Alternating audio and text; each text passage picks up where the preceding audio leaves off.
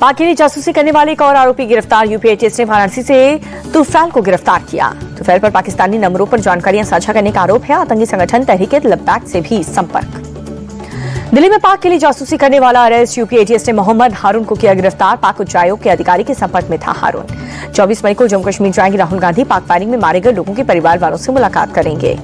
Cease fire को लेकर के राहुल गांधी का पीएम पर निशाना। एक्सपोस्ट पर लिखा, आपने भारत के सम्मान में समझौता किया। राहुल गांधी का पीएम मोदी से सवाल, आतंक पर पाक की बात का भरोसा क्यों किया? ट्रंप के सामने झुक करके देशहित की कुर्बानी क्यों दी? राजस्थान में पाकिस्तान बॉर्डर पर पीएम मोदी की दहाड़, हमारी सेना के शौर्य से पाकिस्तान पस्त हुआ। हमने पाकिस्तान को घुटने टेकने पर मजबूर किया। पीएम मोदी बोले कि 22 अप्रैल की घटना का बदला 22 मिनट में लिया गया। सेना ने 22 मिनट में आतंकियों के 9 ठिकानों को तबाह किया। बीकानेर में पीएम बोले, हमारे लिए देश से कुछ भी बड़ा नहीं है, सौगंध इस मिट्टी की, देश नहीं झुकने दूंगा। पीएम बोले कि जो सिंदूर मिटाने निकले थे उन्हें मिट्टी में मिला दिया। दुनिया ने देखा जब सिंदूर बारूद बन जाता है तो नतीजा क्या होता है। पाक सीमा से सटे बीकानेर में गरजे पीएम मोदी बोले कि भारत ने पहले घर में घुसकर वार किया, अब सीने पर प्रहार किया। ये शोध प्रतिशोध नहीं, न्याय का नया स्वरूप। पीएम बोले, परमाणु बम की धमकियों से भारत डरने नहीं वाला है। भारत पर आतंकी हमला हुआ तो करारा जवाब मिलेगा। पाकिस्तान को लेकर के पीएम मोदी बोले, पाकिस्तान कभी भारत से सीधी लड़ाई नहीं जीत सकता। मोदी का दिमाग ठंडा है लेकिन लहू गर्म रहता है। पाकिस्तान को पीएम मोदी की चेतावनी, बोले कि खून से खेलना पाकिस्तान को पड़ेगा महंगा। आतंक की कीमत पाक सेना चुकाएगी। बीकानेर के पलाना में पीएम मोदी ने कहा कि विकसित भारत का संकल्प मजबूत हो रहा है। भारत के विकास को देख करके दुनिया हैरान है। पलाना की रैली में पीएम मोदी बोले कि हर सेक्टर में तेजी से काम जारी है। इंफ्रास्ट्रक्चर में 6 गुना ज्यादा निवेश किया गया। पीएम मोदी ने कहा कि रेलवे और सड़क निर्माण का काम तेजी से हो रहा है। एक साथ 1300 स्टेशन आधुनिक बना रहे हैं। पीएम मोदी ने नई ट्रेनों को देश की प्रगति का सूचक बताया। कहा कि बुलेट ट्रेन प्रोजेक्ट को काम जारी है। मालगाड़ी के लिए अलग से ट्रैक बनाया जा रहा है। बीकानेर में पीएम मोदी ने देशनोक रेलवे स्टेशन का उद्घाटन किया। पीएम ने ट्रेन को हरी झंडी दिखा करके रवाना भी किया। सीएम भजन लाल भी मौजूद रहे। प्रधानमंत्री नरेंद्र मोदी बीकानेर के करणी माता मंदिर पहुंचे, पूजा अर्चना करके आशीर्वाद लिया। रेलवे स्टेशन के उद्घाटन के बाद पीएम मोदी ने स्कूली छात्रों से मुलाकात की। पीएम ने छात्रों को ऑटोग्राफ भी दिया।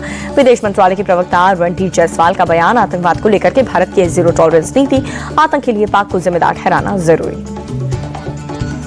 रणधीर जायसवाल का पाक को साफ संदेश, ट्रेड और टॉक साफ नहीं हो सकते। आतंकियों को भारत को सौंपे पाकिस्तान। रणधीर जायसवाल बोले कि भारत पाक के बीच तीसरे देश को दखल नहीं। सिंधु जल समझौता अभी सस्पेंड रहेगा। खून और पानी साथ नहीं बहेंगे। विदेश मंत्री एस जयशंकर की पाकिस्तान को दूर बोले कि पाकिस्तान में जो आतंक होंगे घुस करके मारेंगे। ऐसी मुनीर मजहबी कट्टर इंसान। एस जयशंकर बोले, सीज फायर दोनों देश से बातचीत के बाद हुआ है। सीज फायर में अमेरिका की कोई भी भूमिका नहीं। श्रीकांत शिंदे के नेतृत्व में सर्वदलीय प्रतिनिधि मंडल यूएई पहुंचा। यूएई से सहिष्णुता और सह अस्तित्वता मंत्री शेख नहयान से मुलाकात की। यूएई के समकक्षों से मुलाकात के बाद सांसद श्रीकांत शिंदे बोले, आतंकवाद के खिलाफ संयुक्त अरब अमीरात भारत के साथ है। श्रीकांत शिंदे का बयान, यूएई ने पहलगाम हमले की निंदा की है। कहा कि आज के समय में आतंकवाद की कोई जगह नहीं। संजय कुमार झा के नेतृत्व में सर्वदलीय प्रतिनिधि मंडल में टोक्यो में जापान में विदेश मंत्री से मुलाकात हुई। आतंकवाद के खिलाफ भारत द्वारा उठाए गए कदम और ऑपरेशन सिंदूर की जानकारी साझा की। रूस के लिए रवाना होने से पहले डीएमके सांसद कनी मोझी बोली, हमारा उद्देश्य भारत के संदेश को विभिन्न देशों तक पहुंचाना है। रूस और स्पेन समेत 5 अन्य देशों के डेलीगेशन में आरजेडी सांसद प्रेमचंद्र गुप्ता शामिल हुए। बोले कि पूरी दुनिया आतंकवाद से त्रस्त है और पाकिस्तान अपनी फैक्ट्री चला रहा है। रूस के डेलीगेशन में आम आदमी पार्टी सांसद अशोक कुमार मित्तल भी शामिल हुए। बोले कि हम विदेश में जाकर बताएंगे कि भारत एक शांतिप्रिय देश है, लेकिन यदि हम पर युद्ध थोपा जाएगा तो हम कड़ा जवाब देंगे। कनी मोझी के नेतृत्व वाले डेलीगेशन में बीजेपी सांसद कैप्टन ब्रिजेश चौटा भी शामिल हुए। बोले, पाकिस्तान एक नैरेटिव बनाने की कोशिश कर रहा है जिसे हम तोड़ेंगे।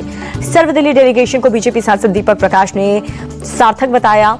बोले, विश्व का जनमत आतंकवादियों के खिलाफ हो, इसके लिए भारत लगातार प्रयास कर रहा है। डेलीगेशन को लेकर के बीजेपी सांसद कमलजीत शेरावत ने कहा कि भारत अपनी बात रखने के लिए पूरे विश्व में जा रहा है। पाकिस्तान बहुत गुमराह करता है। विदेशों में डेलीगेशन भेजने के फैसले को आरजेडी सांसद मनोज झा ने खूबसूरत फैसला बताया। कहा कि ऑपरेशन सिंदूर के बाद कई सारे मित्र देश खुल करके सामने नहीं आए हैं। ये पीड़ा किसी राजनीतिक पार्टी की नहीं बल्कि पूरे देश की है। विदेशी डेलीगेशन को लेकर के संजय राउत बोले, जिस तरीके से डेलीगेशन का गठन हुआ है वो विपक्ष में फूट डालने की कोशिश है। मंशा साफ नहीं है, वो आतंकवाद से लड़ना ही नहीं चाहते। संजय राउत ने पहलगाम आतंकियों को लेकर के सरकार को घेरा। पूछा कि ये सवाल हमेशा हमारे मन में रहेगा कि 6 आतंकवादी गए कहां। ऑपरेशन सिंदूर पर सीपीआई सांसद डी राजा ने संसद का विशेष सत्र बुलाने की मांग की। कहा कि हमें पता नहीं है कि वास्तव में क्या हुआ और क्या होने जा रहा है। जम्मू कश्मीर के किश्तवाड़ में सुरक्षा बलों की आतंकियों के साथ मुठभेड़ हुई। 2 आतंकी ढेर हुए। 2 छिपे आतंकियों की तलाश जारी। इलाज के दौरान सेना का एक जवान भी शहीद। पाक उच्चायोग में आधिकारिक एहसान उर रहमान उर्फ दानिश को लेकर के बड़ा खुलासा हुआ। एएसआई का एजेंट था दानिश। इस्लामाबाद से ही दानिश का पासपोर्ट जारी हुआ था। 23 नवंबर 2022 को पहली बार आया था भारत। कश्मीर में डल झील के किनारे लोगों ने निकाली है तिरंगा यात्रा। ऑपरेशन सिंदूर के लिए सेना का आभार जताया। कांग्रेस नेता विजय वडेट्टीवार ने अपने बयान से किया किनारा। कहा कि मीडिया ने तोड़ मरोड़ कर पेश किया बयान। सरकार के सवाल पूछने पर देशद्रोही साबित कर दिया जाता है। ऑपरेशन सिंदूर की सफलता से गदगद हुए सीएम योगी। कहा कि हम पर हुए हमले का उसी भाषा में जवाब दिया जाएगा। बीजेपी नेता रविशंकर प्रसाद ने कहा, बहनों का सिंदूर उजाड़ने वालों को जवाब देना पड़ेगा। पाकिस्तान को दिखा दिया, उसे कहीं भी मार सकते हैं। रविशंकर प्रसाद बोले, ऑपरेशन सिंदूर के बाद आतंकियों में खौफ है। हाफिज सईद, मसूद अजहर सेफ हाउस में छिपे हुए हैं। बीजेपी सांसद अनुराग ठाकुर का बयान, युद्ध में हर बार पाकिस्तान को मिली करारी शिकस्त। हार के डर से आतंकियों का सहारा ले रहा है पाकिस्तान। अनुराग ठाकुर ने पाकिस्तान को दी है चेतावनी। कहा कि फिर से आतंकी हमला हुआ तो कोई भी जनाजा उठाने वाला भी नहीं मिलेगा। दिल्ली से बीजेपी सांसद मनोज तिवारी बोले कि पीएम मोदी के नेतृत्व पे पूरा देश भरोसा करता है। पहलगाम में भारत का आत्मा पर चोट की गई। पाकिस्तान अपनी हरकतों से बाज नहीं आएगा। राष्ट्रहित में सभी दल, सेना और सरकार के साथ हैं। कांग्रेस नेता इमरान मसूद का बयान। पाकिस्तानी सेना की नई गीदड़ भभकी। कहा कि भारत आग से खेल रहा है, संघर्ष कभी भी भड़क सकता है। हम हमेशा युद्ध के लिए तैयार हैं। जम्मू कश्मीर के पूर्व गवर्नर सत्यपाल मलिक पर सीबीआई का शिकंजा। कीरू हाइड्रो प्रोजेक्ट में भ्रष्टाचार पर चार्जशीट हुई दाखिल। केंद्र सरकार का बड़ा फैसला। सब्सिडी के तहत मिलने वाले घरों में दिव्यांगों के 4% का मिलेगा आरक्षण। 29 मई के पश्चिम बंगाल के दौरे पर रहेंगे पीएम मोदी। अलीपुरद्वार में जनसभा को करेंगे संबोधित। वक्फ कानून के खिलाफ सुप्रीम कोर्ट में सुनवाई पूरी। 3 दिनों तक सभी पक्षों की दलीलें सुनने के बाद कोर्ट ने फैसला सुरक्षित रखा। बीते 10 सालों में पूर्वोत्तर के राज्य को तेजी से हुआ विकास। पहले ही सरकार ने किया था अनदेखा। केंद्रीय मंत्री ज्योतिरादित्य सिंधिया का बयान। राष्ट्रपति भवन में वीरता पुरस्कार के पहले चरण का आयोजन। जाबाज सैनिकों को गैलेंट्री अवार्ड से सम्मानित किया गया। लखनऊ में अहिल्याबाई होलकर की 300वीं जन्म तिथि पर कार्यक्रम। प्रोग्राम में सीएम योगी आदित्यनाथ शामिल हुए। औरैया मेडिकल कॉलेज अब लोकमाता अहिल्याबाई होलकर के नाम से जाना जाएगा। सीएम योगी ने घोषणा की। यमुना नदी की सफाई को लेकर के गृहमंत्री अमित शाह ने बैठक की है। सीएम रेखा गुप्ता, दिल्ली मुख्य सचिव, केंद्रीय जल शक्ति मंत्री समेत कई लोग मौजूद रहे। यमुना सफाई को लेकर के सीएम रेखा गुप्ता का बयान। ये पीएम मोदी का अहम प्रोजेक्ट है। दिल्ली वालों से किया गया वादा पूरा करेंगे। बिहार की कानून व्यवस्था को लेकर के तेजस्वी यादव ने नीतीश सरकार को घेरा। बोले, बिहार में अपराधियों का बोलबाला है। नीतीश राज में कानून व्यवस्था पूरी तरह से चौपट। झारखंड शराब घोटाले पर बीजेपी सांसद निशिकांत दुबे बोले, रांची झारखंड की राजधानी न होकर भ्रष्टाचार की राजधानी बन गई है। कांग्रेस जहां भी सत्ता में होती है वहां भ्रष्टाचार होना ही है। केंद्रीय मंत्री गिरिराज सिंह का बयान। बिहार में डबल इंजन सरकार तेजी से कर रही है विकास। पीएम मोदी का संकल्प है बिहार का विकास। बिहार में फिर से बनेगी एनडीए की सरकार। नीतीश कुमार की अगुवाई में लड़ेंगे विधानसभा चुनाव। गिरिराज सिंह का बयान।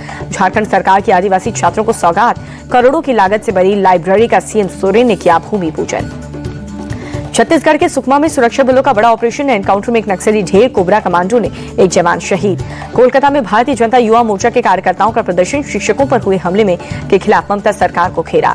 नेता विपक्ष शुवेंदु अधिकारी का बड़ा आरोप। कहा कि वोटों के लालच में उत्तर बंगाल का विकास रोकने में जुटी है ममता सरकार। गोवा दौरे पर उपराष्ट्रपति जगदीप धनखड़ राजभवन में शल्य चिकित्सा के जनक सुश्रुत की प्रतिमा का अनावरण किया। सीएम और राज्यपाल मौजूद रहे। कर्नाटक के रामनगर का नाम बदल करके साउथ बेंगलुरु हुआ। सिद्धरामैया कैबिनेट का फैसला। पंजाब को सीएम मान की बड़ी सौगात। करोड़ों की विकास योजनाओं का उद्घाटन किया। हिमाचल के सीएम सुक्खू को दिल्ली दौरा। स्वास्थ्य मंत्री जेपी नड्डा से मुलाकात हुई। महाराष्ट्र में 21 आईपीएस अधिकारियों का हुआ तबादला। लातूर के एसपी सोमाई मुंडे संभाजी नगर के डीसीपी बनाए गए। एक्टर सलमान खान की सुरक्षा में 2 बार लगी सेंध। घर में जबरन घुसने की कोशिश करने वाली महिला अरेस्ट हुई। पुलिस ने पूछताछ शुरू की। यूपी में आंधी तूफान और पानी बिजली गिरने से बीते 24 घंटे में 34 लोगों की मौत हुई है। कासगंज और फतेहपुर में 5 लोगों ने जान गंवाई। यूपी में आंधी बारिश, ओलावृष्टि, वज्रपात को लेकर के सीएम योगी का निर्देश। क्षेत्र का भ्रमण कर तत्काल राहत के लिए राशि वितरण करें। कर्नाटक के रायचूर में वक्फ की 3 एकड़ जमीन से प्रशासन ने अतिक्रमण हटाया। अवैध मकान, दुकान और दूसरी इमारतें ध्वस्त।